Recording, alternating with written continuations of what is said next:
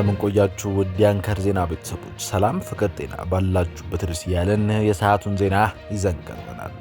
ዛሬ ጠዋት የተሰማው ዜና ብዙዎቻችን አሳዝነዋል። የሆራ ጉዱሩ ወለጋ ሀገረ ስብከት ዋና ስራ አስኪያጅ በህገወጥ ታጣቂዎች ጥቃት መፈጸሙንና ህይወታቸው ማለፉን ተነግሯል። ለህዳር ጽዮን ማርያም በዓል በሆራ ጉዱሩ ወለጋ ሀገረ ስብከት ስር በምትገኘው በሃርቶ ማርያም በዓል አክብረው ሲመለሱ ሻምቢያ ከተማ መዳረሻ ላይ ነው ይህ አደጋ የደረሰው።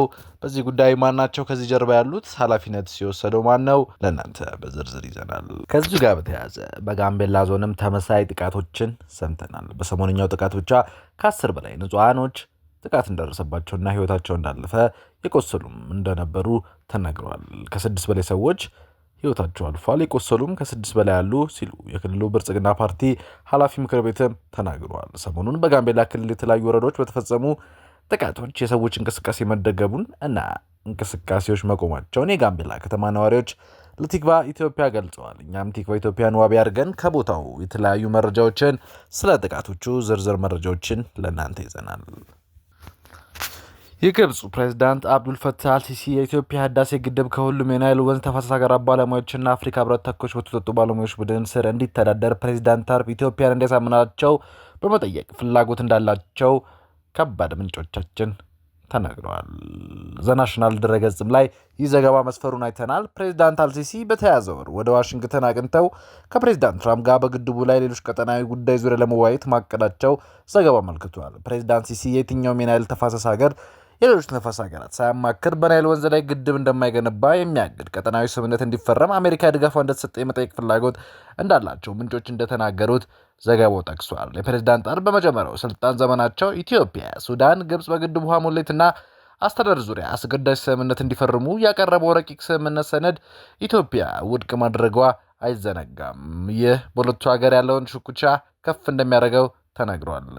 የተወደዳችሁ የአንከር ዜና ቤተሰቦች መረጃውን እየሰማችሁ አብራችሁን ስላላችሁ እናመሰግናለን። መረጃውን እየሰማችሁ ባላችሁበት ወቅት ላይክ፣ ሼር ማድረጋችሁ እንዳረሱ። ለቻናላችንም እንግዳ ከሆናችሁ ሰብስክራይብ አድርጋችሁ ከአንከር ዜና እንድትወዳጁ ጋብዘናል። አሁን በዝርዝር ወደ ያዝናቸው መረጃዎች እናልፋለን። የሆሩ ጉዱሩ ወለጋ ሀገረ ስብከት ዋና ስራ አስኪያጅ በታጣቂዎች ጥቃት እንደደረሰባቸው ተነግሯል። የህዳር ጽዮን ማርያም በዓልን በሆሩ ጉዱሩ ወለጋ ሀገረ ስብከት ስር በምትገኘው በሃርቶ ማርያም በዓሉን አክብረው ሲመለሱ ሻምቢያ ከተማ መዳረሻ ሲደርሱ መልአክ ኤዶም ቀሲም ጉደጉማና በርካታ የሀገሩ ስብከት ሰራተኞች፣ ወጣት ማህበራት አገልጋዮች በታጣቂዎች ተወስደው የቆዩ ሲሆን ሌሎቹ ተፈተው ቆይተው ወደ ቤተሰቦቻቸው የተመለሱ ሲሆን በትላንትናው ዕለት የሀገረ ስብከቱ ዋና ስራ አስኪያጅ መልአክ ኤዶም ቀሲስ ደጉማ ኡፋ እና ስብከት ወንጌል አገልጋይ የሆኑት ቀሲስ ደሳለኝ ኖሞሃ በእነዚህ ታጣቂዎች ህይወታቸው ማለፉ ተነግሯል።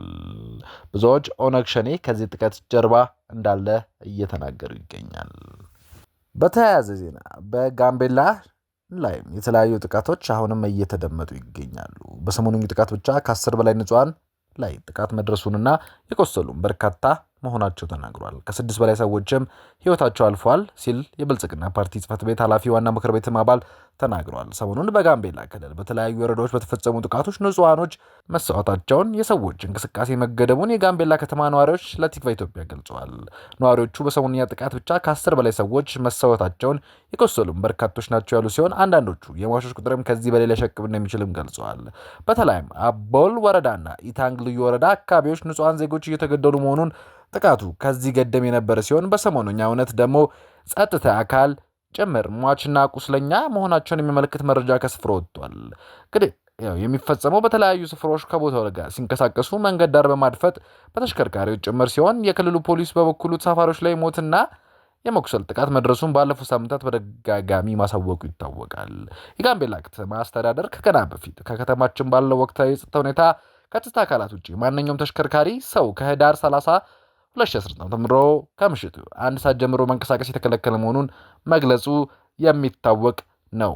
ሆኖም ቲክቫ ኢትዮጵያ ጉዳዩን ይዞ ስለ ጥቃቱ ማብራሪያ እንዲሰጡ የክልሉ ባለስልጣናት የጠየቀ ሲሆን የሰላምና ጸጥተኛ ቢሮ ፈቃደኛ አልሆነም። በስልክ የጠየቃቸው የጋምቤላ ክልል ርዕሰ መስተዳድር ወይዘሮ ለሚቱ ሙደ ደግሞ በኋላ ደውሉ፣ አሁን ስብሰባ እየመራው ነው፣ ከ1 ሰዓት በኋላ ደውሉ ቢሉም በድጋሚ ስልኩ ሲደወል አይነሱም ብሏል የቲክቫ ኢትዮጵያ ምንጮች። ቲክቫ ኢትዮጵያ በተጨማሪም በሰሞኑ ጥቃት ንጹሃን ተገድለዋል፣ የጸጥታ አካላት ላይ ጥቃት ደርሷል፣ ጉዳትም ደርሷል፣ በዚህ ምን ያክል ሰዎች ላይ ጉዳት እንደደረሰ የጋምቤላ ብልጽግና ጽህፈት ቤት ኃላፊ ምክር ቤት አባል የሆኑትን አቶ አሽኔ አስተኔን ጠይቃቸዋል። ጽህፈት ቤት ኃላፊና ምክር ቤት አባላቱ አቶ አስተያሸኔ ለቲክቫ ኢትዮጵያ በተናገሩት መሰረት 6 ሰዎች መሰዋታቸውንና የቆሰሉም ከ6 በላይ መኖራቸው ተነግሯል። የተፈጠረው ግጭት ነው ብሎ ለማሰብ ትንሽ ያስቸግራል። ለምሳሌ ጋምቤላ ከተማ ላይ የደረሰ ጉዳት አለ። አንድ ሰው 2 ሰው ላይ ጥይት ተኩሶ አንዱ መሰዋቱን እና አንዱ መቁሰሉን ተናግሯል። ከዚህ በኋላ ማንነታቸው የማይታወቁ ሰዎች ደግሞ በጋምቤላ ወረዳ ካለሬ ሲመጡ በነበረ መኪና ጥይት ተተኩሷል። እነማን እንደሆኑ አልታወቀም። ዳርና ዳር ጫካ ስለሆነ ከጫካ ወጥተው ነው ጥቃት የፈጸሙት። እዚህም የተጎዱ ሰዎች አሉ። አንድ ቡድን ከሌላ ቡድን ጋር መጋጨት አይነት ነገር ነው። ይህ ግን ጥቃት ነው። የተወሰኑ ግለሰቦች በሆኑ ግለሰቦች ላይ ጥቃት እየፈጸሙ ነው ብሏል። ግጭቱ የሚመስለው ሰው ተደናግጦ አንዱ ወደ ራሱ ወደ ሌላው አካባቢ እየሸሸ ይገኛል። ይህ ነው ግጭት ተብለው የተወሰደው እንጂ በግለሰብ ደረጃ የተፈጸሙ ጥቃቶች ናቸው ብሏል። በጋምቤላ ወረዳ በተፈጸሙ የመኪና ጥቃት የተጎዱ ሰዎች ናቸው። ወረዳው ላይ የተወሰኑ ነዋሪዎች ሆ ተብለው ተነስተው ወደ አመራሮች ወዳሉበት ግቢ ሲገቡ ፖሊስ ባደረገው መከላከል አንድ የፌዴራል ፖሊስ ላይ ጉዳት ደርሷል። ሌላ ፖሊስም ቆስሏል። ከማህበረሰቡም አንድ ሰው መሰዋቱን አሁን ግን ተረጋግቷል ብለዋል።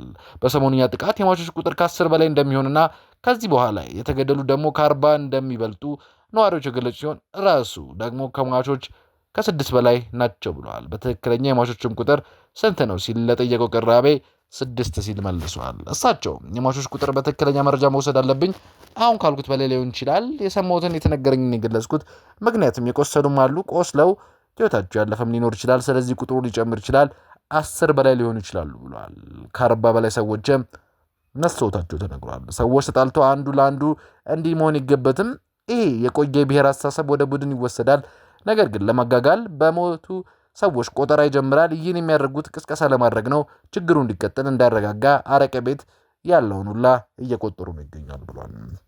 በዚህ ጉዳይ ምን እየተሰራ ነው ሲል ለጠየቀችውም ጥያቄ የማረጋጋት ስራ እየሰራን ያለ ነው። ወንጀል የፈጸመ ግለሰብ እንዲጠየቅ የህዝብ ውይይት እያደረግን ነው። ስራዎች ወደ ነበሩበት መንገድ እንዲቀጥሉ፣ ተቋማት ወደ ነበረበት ስራ እንዲገቡና አካባቢ ሙሉ ለሙሉ የተረጋጋ እንዲሆን እየሰራን ነው ብሏል። የክልሉ መንግስት በበኩሉ የክልሉ መንግስት ትላንት በጋምቤላ ከተማ አስቸኳይ ስብሰባም ጠርቶ ነበር። ስለ ሰሞኑኛው ጥቃት ማብራሪያ የጠየቃቸው የክልሉ ርዕሰ መስተዳድር የክልሉ ሰላም ጸጥታ ቢሮ ስብሰባ መቀመጣቸው ከጠዋት ጀምሮ ሲገልጹ ቆይቷል። የክልሉ መንግስት ኮሚኒኬሽን ጉዳይ ጽህፈት ቤት ሰሞኑን በክልሉ የተለያዩ አካባቢዎች ተፈጥሮ የነበረውን ግጭት በህይወትና በንብረት ላይ በደረሰው አደጋ እንደተሰማቸው የክልሉ ርዕሰ መስተዳድር ወይዘሮ ለሚቱ አሙዱ መድረክ ላይ መናገራቸው ይፋ አድርገዋል። ከተፈጠሩ የጸጥታ ችግር ጋር በተያያዘ እጃቸው አለበት የተባሉ ሰዎችም እየተለቀሙ እየታደኑ እንደሆነና በህግ ቁጥጥር ስር የመዋል ስራ እንዲቀጥል መናገራቸውን ጽህፈት ቤቱ መረጃ አስታውቋል። የተወደዳችሁ ተመልካቾቻችን ለሰዓቱ ያዝናቸው ዜናዎች ይህን ይመስላሉ። የዩቲዩብ ገጻችንን ሰብስክራይብ፣ ሼር፣ ላይክ በማድረግ አጋርነታችሁን አሳዩን። ሰናይ ጊዜ